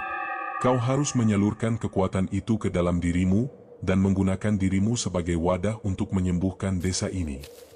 Tapi bagaimana caranya? Ayahmu mengajarimu, Nak Aris. Ingatlah kenanganmu dengannya. Ingatlah apa yang ia ajarkan padamu. Aris memejamkan mata, mencoba mengingat. Ia tidak ingat apa-apa yang spesifik tentang ayahnya mengajarinya hal-hal mistis. Ayahnya hanyalah seorang petani biasa. Namun, ia ingat percakapan mereka saat ia masih kecil. Nak, tanah ini adalah hidup kita. Setiap kali kau menanam benih, kau harus melakukannya dengan sepenuh hati. Setiap kali kau memetik buah, kau harus melakukannya dengan rasa syukur. Kekuatan tanah ini tidak datang dari pupuk, tapi dari niat baik kita. Aris membuka matanya. Ia kini mengerti. Ilmu yang diwariskan ayahnya bukanlah ilmu sihir, melainkan ilmu untuk menyalurkan energi dari hati. Kekuatan itu datang dari niat baik, dari ketulusan, dari keikhlasan. Ayahnya telah mengajarinya cara untuk menjadi penjaga, bahkan tanpa Aris sadari. Pak Broto tersenyum, seolah ia bisa membaca pikiran Aris. Kau sudah mengerti. Sekarang, kita harus memulai ritualnya. Kita akan melakukannya di mata air sawah ini, tempat di mana energi sawah ini paling murni. Kita akan memurnikan airnya, dan menggunakannya untuk membersihkan seluruh desa. Malam itu, mereka berdua pergi ke mata air yang berada di tengah sawah. Mata air itu, yang selama ini selalu bersih, kini terlihat keruh dan kotor. Aris tahu, ini adalah ulah jin ifrit. Jin itu mencoba mengkontaminasi sumber kehidupan di desa itu. Ini adalah pertempuran terakhir, Nak Aris, bisik Pak Broto. Kau harus memusatkan seluruh kekuatanmu. Jangan biarkan jin itu mengganggu pikiranmu. Lakukanlah dengan sepenuh hati. Aris mengangguk. Ia duduk bersila di depan mata air, memejamkan mata. Ia menarik napas dalam-dalam, mengumpulkan seluruh energinya, dan memusatkannya di telapak tangannya. Ia merasakan energi itu berputar, menjadi hangat, dan memancarkan cahaya putih yang lembut. Ia tidak lagi peduli dengan suara-suara yang mencoba mengganggunya. Ia hanya fokus pada satu hal, memurnikan air ini. Tiba-tiba, ia merasakan hawa dingin yang menusuk dari belakangnya. Aroma busuk kembali tercium. Sebuah suara serak, penuh kebencian, berbisik di samping telinganya. Kau bodoh, kau pikir kau bisa menghancurkanku? Aku akan menghancurkanmu dan semua yang kau cintai. Aris mengabaikannya. Ia terus berkonsentrasi, menyalurkan energinya ke mata air. Ia merasakan air itu bergetar, dan perlahan, kotoran-kotoran di dalamnya mulai menghilang. Namun, jin itu tidak menyerah. Ia menciptakan ilusi yang jauh lebih mengerikan. Aris melihat Pak Broto, yang duduk di sampingnya, berubah menjadi sosok iblis, dengan mata merah menyala, dan tawa yang menakutkan. Ini semua hanya tipuan. Kau tidak akan bisa menipuku, teriak Aris. Aku tidak menipumu, Nak Aris, teriak sosok Pak Broto yang mengerikan. Aku adalah orang yang sama. Aku telah mengkhianatimu. Aku bersekutu dengan jin itu, dan aku akan menghancurkanmu. Aris hampir goyah. Ia melihat wajah Pak Broto, yang penuh dengan kebencian dan kejahatan. Namun, ia teringat wajah Pak Broto yang tulus saat ia menceritakan kisah leluhurnya. Ia teringat tatapan mata Pak Broto yang penuh sesal. Ia tahu, Pak Broto yang asli tidak akan pernah mengkhianatinya. Itu hanyalah ilusi. Pergi, teriak Aris. Kau bukan dia. Aku tahu siapa dia. Aris menyalurkan energinya ke dalam ilusi itu, dan seketika, sosok mengerikan itu menjerit dan menghilang. Wajah Pak Broto yang asli kembali muncul, penuh dengan kekaguman. Luar biasa, Nak Aris, kau telah mengalahkannya. Aris tersenyum, namun ia tahu pertempuran ini belum usai. Tiba-tiba, ia merasakan sakit yang luar biasa di dadanya. Ia melihat luka-luka di tubuhnya, luka-luka yang ia dapatkan dari pertempuran semalam, kembali berdarah. Ia merasakan setiap jarum dari boneka santet itu menusuknya kembali. Ia berteriak kesakitan. "Kekuatanmu tidak sekuat itu," bisik suara jin ifrit di sampingnya. "Aku akan menyiksamu perlahan-lahan. Aku akan membuatmu merasakan apa yang leluhurku rasakan. Aku akan membuatmu menyesal telah mengalahkanku." Aris merasakan tubuhnya lemas, napasnya tersengal-sengal. Namun, ia tidak menyerah. Ia tahu, ini adalah serangan terakhir jin itu. Ia mencoba mengingat kata-kata ayahnya. Ia mencoba mengingat betapa ia mencintai tanah ini. Ia menyalurkan semua cinta itu, semua rasa syukur itu, ke dalam energinya. Dan ia mengalirkan energi itu ke dalam dirinya sendiri. Sebuah cahaya putih yang kuat memancar dari tubuh Aris. Cahaya itu begitu terang, hingga membuat Pak Broto harus menutup matanya. Aris merasakan semua rasa sakit itu menghilang. Luka-lukanya sembuh, dan ia merasa lebih kuat dari sebelumnya. Ia kini berdiri di tengah-tengah mata air, tubuhnya memancarkan aura cahaya. Ia tidak lagi hanya seorang pria biasa. Ia adalah sang penjaga. Di depannya, jin ifrit, yang tadinya terlihat mengerikan, kini terlihat takut. Ia melihat cahaya yang dipancarkan Aris. Ia tahu, ia tidak bisa mengalahkan cahaya itu. Ia mencoba melawan, namun ia tidak bisa. Ia merasakan kekuatannya terkuras, seolah Aris sedang menghisap seluruh energinya. Bagaimana kau bisa melakukannya?" teriak jin itu, suaranya dipenuhi ketakutan. "Aku melakukannya dengan ketulusan," jawab Aris. "Aku melakukannya dengan cinta. Aku adalah penjaga tanah ini. Dan kau adalah musuh dari tanah ini. Pergilah, kembali ke tempat asalmu." Aris mengangkat tangannya, dan cahaya putih itu melesat, menabrak jin ifrit. Jin itu menjerit, sebuah jeritan yang memecah malam, dan tubuhnya yang terbuat dari asap hitam hancur, menjadi abu yang menghilang di tiup angin. Kali ini, Aris tahu, ia tidak hanya melumpuhkannya. Ia telah menghancurkan jin itu, memusnahkan energi jahatnya. Mata air itu, yang tadinya keruh, kini kembali jernih dan bersih. Aris tersenyum. Ia telah melakukannya. Ia telah mengakhiri dendam santet yang telah mengikat desa ini selama puluhan tahun. Ia kini adalah penjaga tanah, dan ia siap untuk memulai babak baru dalam hidupnya. Aris duduk di pematang sawah, di sampingnya Pak Broto. Mereka berdua memandang sawah yang subur, yang kini terlihat lebih hijau dan lebih hidup dari sebelumnya. Padi-padi itu berbisik, seolah berterima kasih kepada mereka. "Kau telah melakukannya, Nak Aris," bisik Pak Broto, air mata menetes di wajahnya. "Kau telah membebaskan kami semua. Kau adalah penjaga tanah yang sesungguhnya." Aris tersenyum. Ia menatap sawah di depannya. Ia kini tahu mengapa ayahnya sangat mencintai tanah ini. Tanah ini bukan hanya sebidang lahan, melainkan sebuah tanggung jawab. Tanggung jawab untuk menjaga keseimbangan antara kebaikan dan kejahatan. Ia kini adalah sang penjaga. Ia tidak lagi takut. Ia tidak lagi merasa sendirian. Ia tahu, ia adalah bagian dari sebuah warisan yang lebih besar dari yang ia tahu. Ia adalah penjaga, dan ia siap untuk menjaga tanah ini, dan siap untuk menjaga desa ini, dari segala bentuk kejahatan, selamanya. Aris memandang matahari terbenam. Sawahnya terlihat indah, memancarkan cahaya keemasan. Ia kini sadar, ia tidak lagi seorang pria kota. Ia adalah seorang penjaga.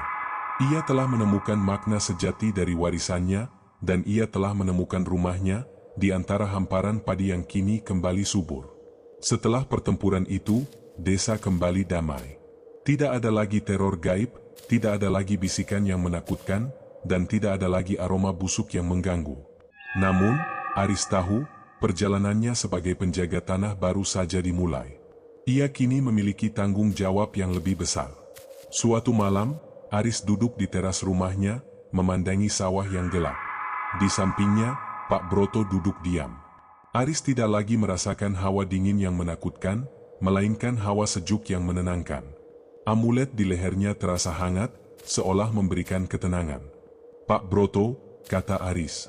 Bagaimana saya tahu, jika ada bahaya lain datang? Kau akan tahu, Nak Aris, jawab Pak Broto. Kau akan merasakan getaran tanah ini. Kau akan merasakan bisikan dari angin. Kau adalah penjaga. Kau terikat pada tanah ini, pada desa ini. Kau akan tahu apa yang terjadi di sekitarmu, bahkan tanpa kau sadari. Aris mengangguk. Ia memejamkan mata, dan ia mencoba merasakan getaran itu. Ia merasakan detak jantung sawah itu, ia merasakan napas dari tanaman padi, ia merasakan aliran air di parit. Ia merasakan kehidupan. Ia tahu, ia tidak hanya menjaga tanah ini, ia adalah bagian dari tanah ini. Ayahmu, Pak Broto melanjutkan, ia tidak pernah memberitahu siapapun tentang kekuatannya. Ia menjaganya sebagai rahasia. Ia tidak ingin orang-orang takut padanya.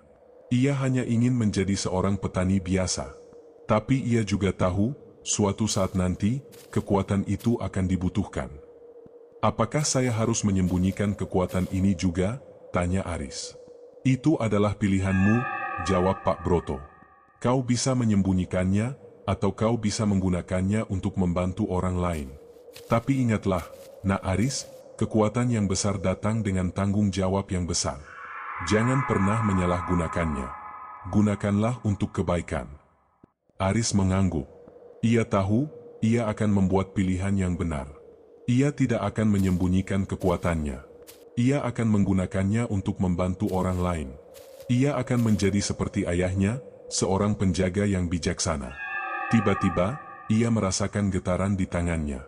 Ia melihat ke tangannya, dan ia melihat sebuah kilatan cahaya kecil. Ia tahu, ini adalah tanda. Bahaya baru sedang datang. Bahaya itu tidak datang dari jin atau santet, melainkan dari manusia. Seseorang telah menemukan keajaiban sawah ini, dan mereka ingin menguasainya. Aris tahu, perjalanannya sebagai penjaga tanah baru saja dimulai. Ia siap untuk menghadapi tantangan berikutnya. Keesokan paginya, saat Aris sedang sarapan, sebuah mobil mewah berwarna hitam melaju perlahan dan berhenti di depan rumahnya. Pintu mobil terbuka, dan seorang pria berjas rapi, dengan senyum ramah yang tampak palsu, keluar. Di belakangnya, beberapa pria bertubuh kekar berdiri mengawasi. Aris tahu, getaran yang ia rasakan semalam bukanlah halusinasi. Bahaya itu sudah datang. Pria itu memperkenalkan dirinya sebagai Pak Surya, seorang pengusaha properti dari Jakarta. Ia memuji keindahan sawah Aris dan mengakui betapa suburnya tanah itu. Tanpa basa-basi, ia langsung mengutarakan niatnya. Saya ingin membeli sawah Anda, Pak Aris, katanya, suaranya mulus dan meyakinkan. Saya akan membayar Anda 3 kali lipat dari harga pasar. Saya ingin membangun resort ekologis di sini. Sawah ini akan menjadi daya tarik utama. Aris tersenyum tipis. Sawah ini tidak dijual, Pak Surya. Tentu saja dijual, balas Pak Surya, senyumnya tidak goyah. Semua orang punya harga, Pak Aris. Anggap saja ini tawaran dari teman. Saya tidak ingin menggunakan cara-cara yang tidak menyenangkan. Ancaman terselubung itu membuat Aris teringat pada bisikan jin Ifrit. Cara kerjanya sama, mencoba menggerogoti mentalnya. Sawah ini adalah warisan dari keluarga saya. Ini bukan hanya tanah, ini adalah bagian dari diri saya. Maaf, tapi saya tidak tertarik menjual. Pak Surya menertawakan penolakan Aris. Baiklah, kalau begitu. Tapi pikirkan baik-baik, Pak Aris. Tawaran saya tidak akan datang 2 kali. Ia menyerahkan kartu nama dan kemudian pergi. Sejak hari itu, kehidupan Aris kembali diganggu. Berbeda dengan teror gaib yang ia kenal, gangguan ini datang dari tangan manusia. Tanaman padinya mulai layu di beberapa bagian, meskipun ia telah memastikan air dan nutrisi tercukupi. Saluran irigasi yang baru ia bersihkan, tiba-tiba tersumbat oleh sampah. Rumor-rumor aneh mulai beredar di desa, mengatakan bahwa Aris adalah seorang pria yang tamak dan tidak mau berbagi kekayaannya. Penduduk desa, yang dulu menghormatinya, kini mulai menatapnya dengan curiga. Aris menghela napas panjang. Pak Broto, ia tidak menggunakan sihir, tapi ia sama berbahayanya dengan jin Ifrit, katanya pada suatu sore. Pak Broto mengangguk. Musuhmu kini adalah keserakahan, Nak Aris. Dan itu adalah kejahatan yang paling tua di dunia. Kekuatanmu tidak bisa menghancurkannya, tapi bisa melawannya. Bagaimana? Dengan cara yang sama kau mengalahkan jin itu, jawab Pak Broto. Dengan niat baik, dengan ketulusan. Kau harus menjaga sawah ini, bukan hanya dari orang yang ingin menguasainya, tapi juga dari orang-orang yang ingin menghancurkannya. Kau harus membuktikan kepada penduduk desa bahwa kau adalah penjaga mereka, bukan musuh mereka. Kau harus menyembuhkan bukan hanya tanah ini, tapi juga hati mereka yang diracuni oleh bisikan-bisikan jahat. Aris kini mengerti. Perang yang ia hadapi tidak lagi hanya tentang pertempuran fisik atau mistis. Ini adalah perang batin. Perang untuk menjaga kepercayaan, untuk menjaga ketulusan, dan untuk menjaga kebaikan. Ia tahu, ia tidak akan bisa mengalahkan musuhnya dengan kekuatan sihir. Ia akan mengalahkannya dengan hati. Ia akan menunjukkan kepada Pak Surya bahwa kekuatan sejati tidak datang dari kekayaan atau kekuasaan, tapi dari cinta terhadap tanah, dan dari niat baik untuk menjaganya. Aris siap untuk menghadapi tantangan ini. Ia tidak akan menyerah. Ia adalah penjaga tanah, dan ia akan melindunginya dari segala bentuk kejahatan, baik yang terlihat maupun yang tidak terlihat. Taktik Pak Surya tidak berhenti pada ancaman dan sabotase kecil. Beberapa hari kemudian, sebuah surat resmi dari pengacara tiba di tangan Aris, berisi somasi atas tuduhan sengketa tanah palsu.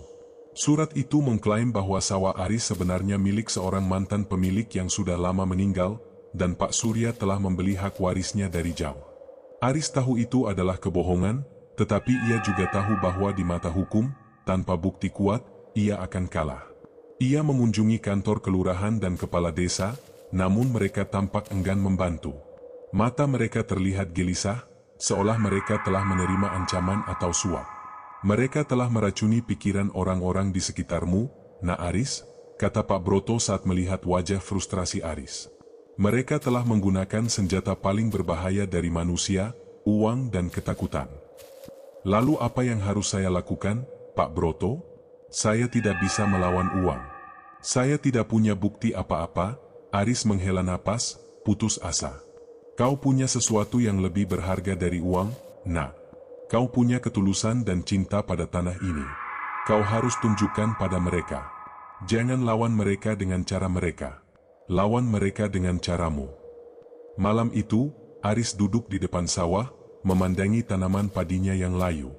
Hatinya sakit melihatnya. Ia tahu itu adalah perbuatan Pak Surya. Tiba-tiba, ia merasakan getaran di telapak tangannya. Ia mengingat nasihat Pak Broto. Ia memejamkan mata dan memusatkan seluruh energinya. Ia tidak menyalurkannya ke dalam tanah, melainkan ke dalam niatnya. Niat untuk menyembuhkan. Ia berjalan di sepanjang pematang sawah, menyentuh setiap tanaman yang layu. Ia menyalurkan energi dari niat baiknya, dari cintanya pada tanah itu. Ia membayangkan setiap tanaman itu menjadi hijau, sehat, dan kokoh. Ia melakukannya dengan sepenuh hati, tanpa keraguan. Keesokan paginya, penduduk desa terkejut. Tanaman padi yang layu, yang kemarin tampak hampir mati, kini kembali hijau dan subur. Kabar tentang keajaiban itu menyebar dengan cepat. Awalnya mereka tidak percaya, tetapi saat mereka melihatnya dengan mata kepala sendiri, mereka mulai ragu dengan rumor yang beredar. Beberapa orang mendekati Aris, meminta maaf karena telah mencurigainya. Maafkan kami, Nak Aris. Kami tidak tahu apa yang harus kami percaya, kata seorang bapak tua. Tidak apa-apa, Pak, jawab Aris. Saya tahu kalian hanya bingung. Tapi saya tidak akan membiarkan siapapun merusak tanah ini. Kejadian itu membuat penduduk desa kembali menghormatinya. Mereka tahu, Aris bukanlah pria serakah. Ia adalah seorang pria yang mencintai tanahnya. Ia adalah seorang penjaga. Pak Surya, yang mendengar kabar itu, marah. Ia mengirimkan lebih banyak anak buahnya untuk mengawasi Aris, dan ia mulai menggunakan cara-cara yang lebih kasar.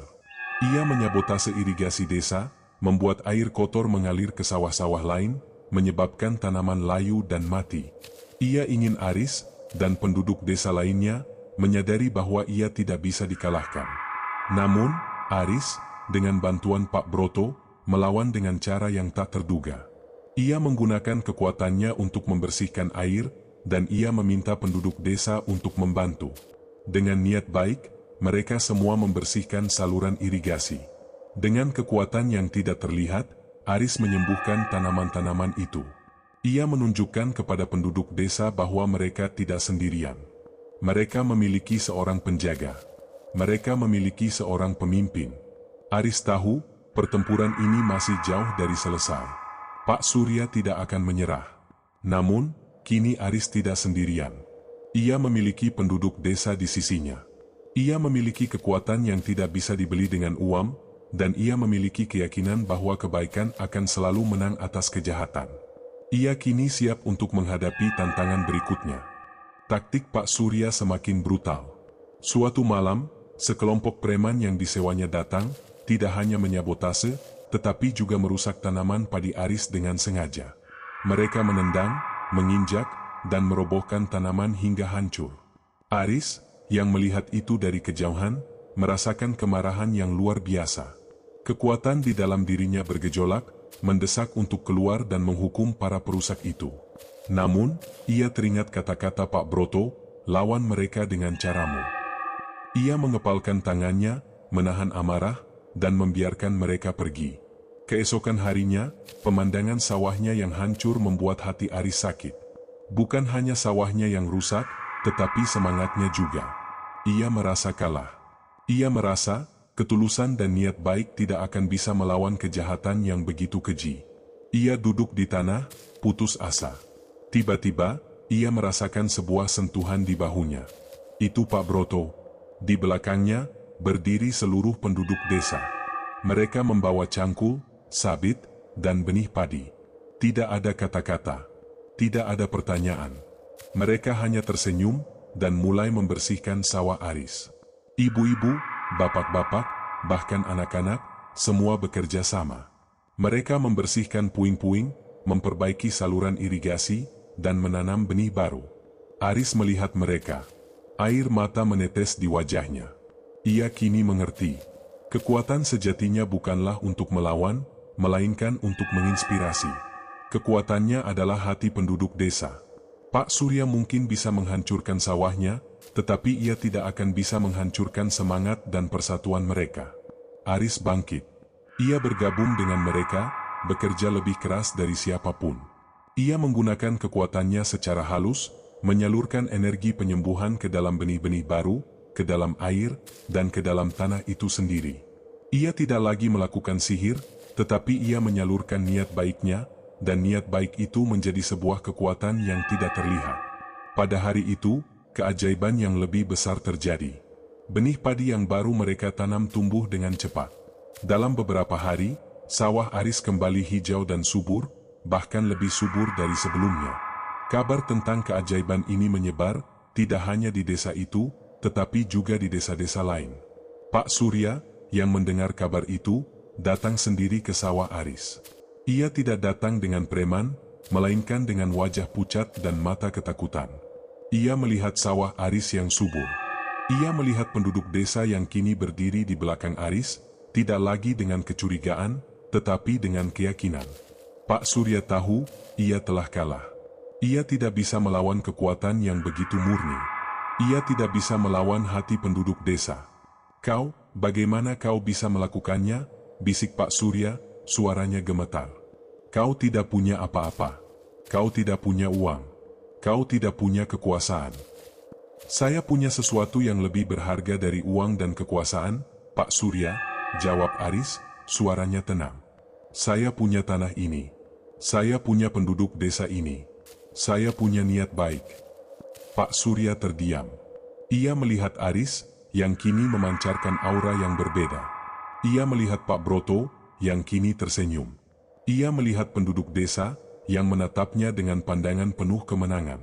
Ia tahu, ia telah kalah. Ia pergi, tidak pernah kembali lagi. Setelah kepergian Pak Surya, hidup di desa kembali normal. Tetapi ada yang berbeda. Aris kini bukan hanya seorang petani. Ia adalah seorang pemimpin. Ia adalah penjaga tanah. Ia telah membuktikan kepada semua orang bahwa kebaikan akan selalu menang atas kejahatan. Ia telah menemukan makna sejati dari warisannya, dan ia telah menemukan rumahnya di antara hamparan padi yang kini kembali subur dan damai.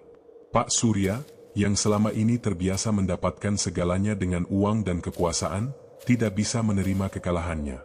Rasa malu dan dendamnya jauh lebih besar daripada kerugian finansial. Ia pulang ke kota, bukan untuk menyerah, tetapi untuk mencari senjata terakhir yang ia pikir bisa mengalahkan Aris, ilmu hitam. Ia mencari dukun paling gelap dan paling kuat yang pernah ia dengar, seorang pria tua yang dikenal sebagai Ki Bromo. Ki Bromo, dengan mata yang kosong dan senyum sinis, mendengarkan cerita Pak Surya. Ia tertawa, tawa yang dingin dan kering, saat mendengar tentang penjaga tanah yang mengalahkan kejahatan dengan ketulusan. Orang bodoh itu, bisik Ki Bromo. Ia mengira telah menang. Ia tidak tahu, santet bukanlah hanya untuk menyiksa fisik, tetapi untuk merusak jiwa. Aku akan memberikan santet yang akan menghancurkan apa yang paling ia sayangi. Hati penduduk desa itu sendiri. Ki Bromo melakukan ritual gelap. Ia tidak menggunakan boneka atau jarum. Ia menggunakan media yang jauh lebih berbahaya, kebencian dan kecurigaan. Malam itu, saat desa terlelap, Ki Bromo menyalurkan energi negatifnya, menciptakan bisikan-bisikan jahat yang merayap masuk ke dalam mimpi setiap penduduk desa. Bisikan-bisikan itu menanamkan keraguan, memicu kembali dendam lama, dan membangkitkan kecurigaan. Keesokan paginya, suasana desa yang damai tiba-tiba berubah. Seorang ibu-ibu menuduh tetangganya mencuri ayamnya. Sebuah pertengkaran kecil di warung kopi berubah menjadi perkelahian. Anak-anak yang biasanya bermain bersama kini saling berteriak, saling menuduh. Persatuan yang baru saja mereka temukan seolah lenyap dalam semalam. Mereka kini menatap satu sama lain dengan mata curiga, bukan dengan mata yang penuh kasih. Aris merasakan kekacauan itu. Ia merasakan hawa dingin yang familiar, tetapi berbeda. Ini bukanlah hawa dingin yang berasal dari jin ifrit, melainkan hawa dingin yang berasal dari hati manusia. Ia merasakan sakit di dadanya, bukan karena luka fisik, melainkan karena ia merasakan sakit hati dari seluruh penduduk desa. Ini bukan sihir, kata Aris pada Pak Broto. Ini adalah kejahatan yang lebih dalam. Itu adalah santet yang paling berbahaya, Nak Aris, jawab Pak Broto, wajahnya serius. Itu adalah santet yang merusak jiwa. Ia tidak akan menyentuh tubuhmu, tetapi ia akan membuatmu kesepian, membuatmu merasa tidak berguna. Ia akan merusak apa yang paling kau lindungi, penduduk desa. Aris tahu, ia kini menghadapi ujian terbesarnya. Ia tidak bisa menggunakan kekuatannya untuk mengusir kejahatan ini. Ia harus menemukan cara untuk menyembuhkan hati yang terluka, mengembalikan kepercayaan, dan mempersatukan kembali orang-orang yang ia cintai. Perang ini bukanlah perang untuk sawahnya, melainkan untuk jiwa desa ini. Dan ia, sang penjaga, harus menemukan cara untuk memenangkannya. Aris memandang ke arah sawah. Tanaman padinya masih subur dan hijau, tetapi ia tahu, tanpa hati yang sehat, sawah itu tidak akan berarti apa-apa. Ia harus menyelamatkan desa ini sebelum terlambat. Dan ia tahu, satu-satunya senjata yang ia miliki adalah yang paling kuat dari segalanya, cinta dan ketulusan. Ia harus membuktikan, sekali lagi, bahwa kebaikan akan selalu mengalahkan kejahatan, dalam segala bentuknya.